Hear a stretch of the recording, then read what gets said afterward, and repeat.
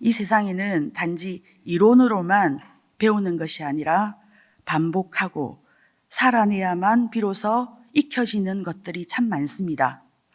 살아보지 않고 겪어보지 않으면 절대로 알 수 없는 것들 말입니다.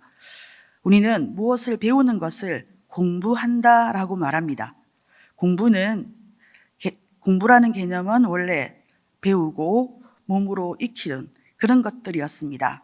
그런데 서구 교육이 영향을 받으면서 우리는 공부를 주로 지식의 축적, 이해, 암기의 영역으로 이해를 합니다. 하지만 우리 옛 선조들 또 동양 전통은 달랐습니다. 중국어로 공부를 뭐라고 읽는지 아십니까? 쿵푸. 네, 중국어로 공부를 쿵푸라고 읽습니다. 저는 우리 아이와 함께 쿵푸 팬더, 애니메이션 영화를 보고 왔는데도 그 쿵푸가 그냥 소림사에서 무술을 배우는 그 무술의 이름인 줄 알았습니다. 그런데 차츰 이제 공부라는 것을 제가 알게 되면서 보니까 쿵푸가 공부였습니다. 그 무술 수련을 일컫던 말입니다. 쿵푸란 단순한 무술이 아니라 시간과 반복, 고통과 땀이 쌓여 몸에 새겨진 배움입니다. 우리 아이를 제가 첫 아이를 낳고 이제 자주 친정에 가지를 못하니까 아이를 데리고 친정에 가면 친정 어머니가 늘 하셨던 말씀이 있습니다. 아이가 기었다가 걷게 되니까 아유 우리 후야가 공부를 많이 했네 이렇게 말씀하셨던 것이 이게 그런 의미였구나 생각이 듭니다. 시간의 반복, 고통과 땀이 쌓여 몸에 새겨진 배움입니다.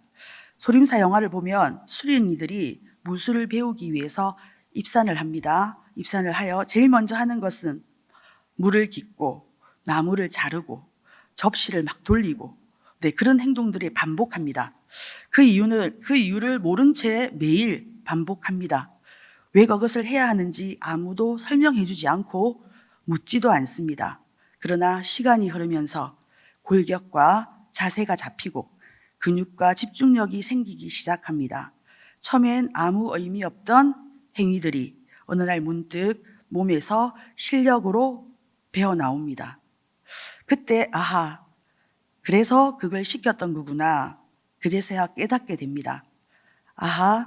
깨달음의 포인트. 그 경지에 이르면 절대로 잊어버리지 않게 됩니다. 제가 가르쳤던 수학도 마찬가지입니다. 머리가 좋아서 이해를 했다고 해서 문제를 눈으로 풀었다가는 큰 코 다칩니다. 실력을 갖추기 위해서는 매일 손으로 문제를 풀어야 합니다. 머리와 몸이 함께 익혀나가야 했던 것입니다. 우리가 배우는 운전, 또 피아노, 수영, 자전거, 몸으로 하는 이 많은 것들을 우리가 한번 배우고 사용을 안 하고 있다가 다시 하더라도 금방 우리가 몸으로 익힌 것들은 되돌아옵니다. 그래서 저는 수학 문제, 공식으로 수학 문제 30문제를 푸는 것이 영어 단어 10개 외우는 것보다 훨씬 수월합니다. 요즘 1타 강사 정승재 강사님 들어보셨습니까? 네, 핫합니다. 그분이 앨범도 냈더라고요. 본인의 그 버킷리스트 중에 하나가 앨범을 내서 내는 것이어서 나오는 걸 잠시 제가 스치다가 본 것이 뭐냐니까 그분도 일어나서 아무것도 안 하고 제일 먼저 하는 것이 수학 문제를 푼다고 합니다. 그렇게 유명한 강사가 인터넷 인강으로 성공한 모든 사람들이 그분의 티칭을 받고 싶어서 어떤 TV 프로그램에 접수를 하고 그렇게 유명한 사람도 제일 먼저 일어나서는 수학 문제를 풉니다. 아마 그것도 그 앞에 우리가 말씀했던 그 공부의 이유일 것입니다. 공부는 알미 아니라 익힘입니다. 지식이 아니라 삶입니다. 머리로만이 아니라 몸으로 익히남, 그것이 진짜 공부요, 진짜 배움입니다. 이 공부는 우리 신앙에도 고스란히 적용됩니다. 오늘 본문 야고보서 1장 22절에서 25절은 신앙의 본질을 우리에게 분명하게 선포합니다. 신앙은 단지 듣는 것에 그치는 지식이나 감정의 영역이 아니라 몸으로 살아내고 실천하는 삶의 길이라는 것을, 머리로 아는 신앙이 아니라 발로 걷고 선으로 행하는 신앙, 삶으로 응답하는 신앙을 요구합니다. 그렇다면 야고보는 왜 이렇게까지 단호하게 행함을 말했을까요? 말씀을 듣는 것으로 부족하다는 이 외침 속에 말씀으로 우리를 점검하고 말씀 앞에 다시 서는 결단의 시간이 되시기를 간절히 소망합니다. 그 첫 번째로 말씀을 듣기만 해서는 안 된다고 얘기합니다. 야고보 1장 22절을 우리가 같이 한번 읽어보겠습니다. 네, 너희는 말씀을 행하는 자가 되고 듣기만 하여 자신을 속이는 자가 되지 말라. 아멘. 많은 사람들이 설교를 듣고 성경을 읽고 말씀을 외우고 감동도 받습니다. 그런데 삶은 바뀌지 않습니다. 말씀을 듣고도 변하지 않으면 그것은 신앙이 아니라 자기 기만입니다. 오늘 우리 한국교회의 신뢰의 위기는 바로 이 지점에서 시작됩니다. 많은 기독교인들이 말씀을 듣지만 말씀을 따라 살지 않기 때문입니다. 하나님의 말씀의 뜻으로 받아들이는 것이 아니라 정보로만 받아들이고 지식으로 축적하는 알무로 평가만 하기 때문일 것입니다. 말씀은 지식적인 알미 아니라 몸으로 반응하는 방향입니다. 행함 없는 믿음은 허상이고 순종 없는 감동은 환상입니다. 성경에서는 안다라는 단어를 지식의 알미 아니라고 기록합니다. 구약 성경 히브리어에 안다라는 말은 야다. 또 신약 성경 헬라어로는 기노스코라고 기록합니다. 삶으로 체험하고 관계로 알아가는 알을 뜻합니다. 우리 창세기 4장 1절 말씀을 같이 한번 읽어보겠습니다. 아담이 그의 아내와 동침하매 가인을 낳고 이르되 내가 여호와로 말미암아 덕남하였다 하니라. 동침을 야다로 기록합니다. 정보를 아는 것이 아니라 부부가 온 존재가 엮이는 경험, 관계, 교제를 통해 안다는 의미입니다. 또한 예수님도 요한복음 17장 3절을 통하여 말씀하십니다. 또 함께 읽어보겠습니다. 영생은 곧 유일하신 참 하나님과 그가 보내신 자 예수 그리스도를 아는 것이니이다. 네, 여기서 기록한 아는은 헬라어 기노스코로 기록합니다. 하나님을 공부해서 아는 것이 아니라 하나님과 동행하고 사귀고 살아내는 것입니다. 하나님을 아는 지식은 관계의 열매이자 삶의 방식입니다. 두 번째, 믿음은 거울입니다. 야고보서 1장 23절에서 24절을 또 함께 읽어보겠습니다. 누구든지 말씀을 듣고 행하지 아니하면 그는 거울로 자기의 생긴 얼굴을 보는 사람과 같아서 제 자신을 보고 가서 그 모습이 어떠했는지를 곧 잊어버리거니와. 아멘. 야고보는 말씀을 거울에 비유합니다. 여러분은 하루에 거울을 몇 번 보십니까? 저는 원래 제 모습이 이러지 않았을 때는 좀 본 것 같습니다. 그런데 지금은 제가 아침에 씻고 출근할 때 한번 보고 잘 거울을 보지 않습니다. 그리고 집에 들어가서 문을 열고 들어가면 이제 신발장 안에 거울이 있는데 그 거울에 비친 제 모습을 보고는 전 깜짝 놀랍니다. 이러고 돌아다녔나 싶어서. 네.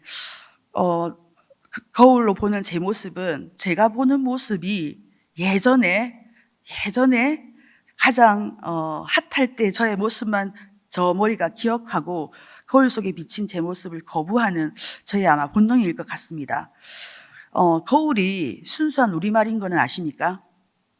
네, 한자어가 아니라 순수한 우리말이라고 합니다. 거꾸로 울림, 거꾸로 비침, 네, 거기에서 비롯됐다는 설이 있습니다. 다시 말해서 거꾸로 된 모습을 보여줍니다. 우리가 보는 것과는 다른 새로운 시선을 제공합니다. 이는 곧 내가 보는 나와 다른 시선으로 나를 비추는 통로라는 말입니다. 제가 거울을 통해서 보는 저 모습이 제가 아니라고 거부하는 것처럼 다른 통로로 보여집니다. 이 점에서 야고보 사도는 신앙생활의 본질을 이야기하는데 말씀을 듣고 행하지 않으면 그것은 거울로 자기 얼굴을 보고 돌아서서 곧 잊어버리는 자와 같다는 것입니다. 말씀 앞에 섰지만 그 말씀이 내 삶을 고치지 못한다면 그것은 헛된 신앙이라는 것입니다. 이 말씀에 깊이를 더해주는 고전문학 작품이 있습니다. 우리 역사 시간에 이규보 들어보셨습니까? 고려 후기 이규보. 또 우리 고전문학 시간에 동국 이상국집 오늘 공부합니다. 어떡하죠? 동국 이상국집 내에 포함되어 있는 기록되어 있는 동국 이상국집이라는 신문집을 이규보가 무신 정권 억압 속에서 이 신문집을 기록했다고 합니다. 여기에 기록되어 있는 경설이라는 편에 문인이자 관료였던 이규보는 흐린 청동 거울을 하나 놓고 그 앞에 자신을 바라보게 됩니다. 거울이 너무 흐려진 자신의 얼굴이 분명히 보이지 않습니다. 그러나 그는 흐릿한 청동 거울에 비추인 모습을 통해 자신을 돌아보며 말합니다. 무엇이라고 말하는지 한번 들어보십시오. 맑은 거울에는 얼굴이 보이고 흐린 거울에는 마음이 보인다. 거울이 깨끗할 때는 겉모습을 확인할 수 있지만 거울이 흐릴 때는 자기 내면을 성찰하는 기회가 된다는 것입니다. 이유보는 외면보다 내면의 맑음, 형상보다는 본질의 성찰을 중요하게 여겼습니다. 우리의 신앙도 마찬가지입니다. 우리가 말씀 앞에 서게 될 때에 말씀은 우리를 비추고 그 말씀은 우리의 삶을 변화시키는 생명의 거울이 됩니다. 좀 허리더라도 불편하더라도 말씀의 거울 앞에 서서 나를 성찰하는 사람, 그가 바로 하나님께서 찾으시는 신앙의 사람일 것입니다. 우리는 말씀의 홍수 속에 살아갑니다. 유튜브를 통해 대형교회 목사님 설교를 집 소파에 편하게 기대어 듣고 싶은 만큼 듣습니다. 누가 명설교가인지 명설교가의 설교를 원하는 만큼 들을 수 있는 시대입니다. 그렇다면 그 많은 설교와 말씀이 실제로 나를 고치고 변화시키고 있으십니까? 교회에서 예배를 드리고 설교를 듣고 말씀을 묵상합니다. 말씀이 내 언어를 바꾸고 삶이 내 표정을 바꾸고 말씀이 내 관계를 다듬고 있습니까? 이규보는 또 이런 말을 남깁니다. 거울을 오래 쓰면 닳아 흐릿해지나 거울을 닦지 않으면 자기 얼굴조차 볼 수 없다고. 말씀을 거울 삼아 사는 삶도 마찬가지입니다. 말씀을 반복해서 듣고 마음에 새기지만 실천하지 않으면 그 말씀은 내 영혼을 비추지 못합니다. 야고보는 말합니다. 말씀을 듣고 행하지 않는 사람은 자기 얼굴을 본 후 곧 잊어버린 자와 같다고. 오늘 우리의 신앙은 머리만 키우고 기억해야 할 말씀을 망각하고 고쳐야 할 모습을 외면하며 들었지만 실천하지 않는 삶으로 흐르고 있지는 않으십니까? 또 말씀이 세 번째, 말씀의 행함이 복이라고 말씀합니다. 야고보는 말씀을 듣고 행하는 자를 이렇게 말합니다. 야고보서 1장 25절 말씀입니다. 자, 함께 읽어보시겠습니다. 자유롭게 하는 온전한 율법을 들여다보고 있는 자는 듣고 잊어버리는 자, 실천하는 자니 이 사람은 그 행하는 일에 복을 받으리라. 아멘. 하나님의 복은 말씀을 따라 실천하는 자에게 주어지는 열매입니다. 말씀은 우리를 얽매이게 하는 율법이 아니라 우리를 자유롭게 하는 은혜입니다. 그리고 말씀을 실천하는 자, 삶으로 긋는 자에게 하나님은 그 행하는 일에 복을 주신다고 말씀하십니다. 우리가 잘 아는 러시아 문호 톨스토이의 단편소설 사람은 무엇으로 사는가에 수록되어 있는 또 짧은 소설이 하나 있습니다. 사람에게는 얼마나 많은 땅이 필요한가. 네, 거기에 나오는 한 농부 이야기입니다. 어느 날 농부가 하루 안에 자기가 그런 땅만큼을 자기에게 주겠다고 제안을 받습니다. 그는 해가 지기 전까지 많은 땅을 얻기 위해 쉼 없이 걷고 또 걷습니다. 가능한 한 많이 돌아보려고 욕심을 부립니다. 그러나 결국 해가 지기 직전에 쓰러지고 숨을 거두고 맙니다. 그가 실제로 소유한 땅은 단 2평, 주검이 묻히기 위한 무덤의 크기뿐이었습니다. 그렇습니다. 말씀 없는 삶은 결국 끝없는 욕망의 질주로 끝납니다. 얼마나 많이 가졌는가가 중요한 것이 아니라 무엇을 따라 걸어가는가, 인생의 진짜 복을 결정합니다. 말씀을 따라 걷는 자는 이미 복된 길 위에 있습니다. 그 길은 세상이 주는 복과 다릅니다. 그 길은 평안하고 흔들리지 않으며 결국 하나님이 책임지시는 길입니다.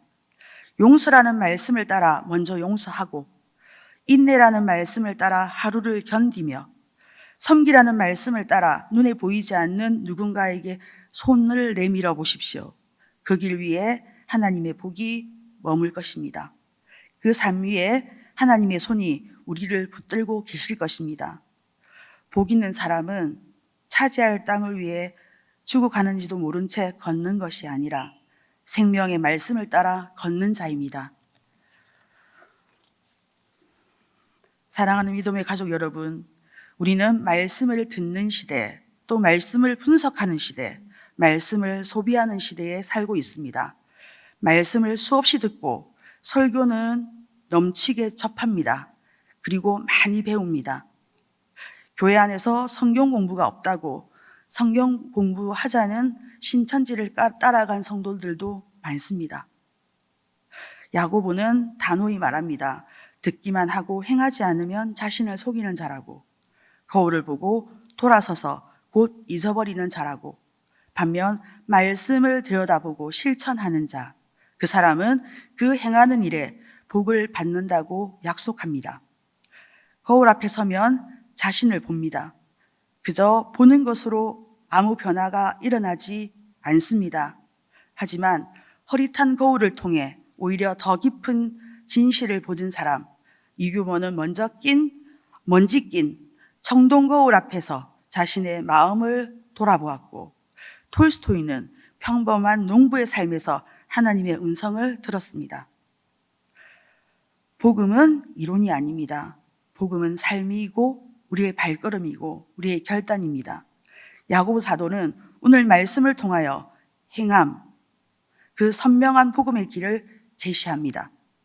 지금 이 순간 우리에게 필요한 것은 새로운 공부, 새로운 지식이 아니라 말씀 앞에, 복음 앞에 다시 서는 것, 그리고 그 말씀대로 한 걸음 걸어가는 용기, 그것이 복음의 길일 것입니다.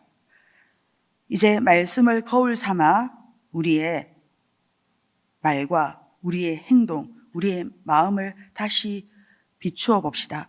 그리고 그 거울 앞에서 고개를 숙이는 자가 아니라 그 거울을 보고 삶을 바꾸는 우리 성도님들이 되시기를 간절히 소망합니다. 우리 함께 기도하겠습니다. 좋으신 하나님 아버지, 오늘도 우리를 말씀 앞에 세워주시니 또 비추어보게 하시니 참 감사합니다. 듣기만 하는 자에게 자가 아니라 행하는 자로 나아가게 하여 주시옵소서. 거울처럼 비춰주시는 말씀 앞에서 우리의 영혼이 깨어나게 하시고 우리의 삶을 돌이키게 하여 주시옵소서. 머리가 아니라 손과 발로, 입술이 아니라 우리의 걸음으로 말씀을 살아내게 하여 주시옵소서. 지금은 비록 희미하나 그 말씀 따라 걷는 길 위에 주님의 영광을 비춰 주실 줄 믿습니다. 그렇게 걸어가는 우리 성도님들의 삶이, 발걸음이 삶의 현장을 향하여 나아갈 때에 하나님 나라로 바꾸어 주실 것을 믿습니다. 시작된 한 주간도 말씀과 함께 잘 걸어가게 하여 주시기를 간절히 소망합니다. 예수 그리스도 이름으로 기도드립니다. 아멘.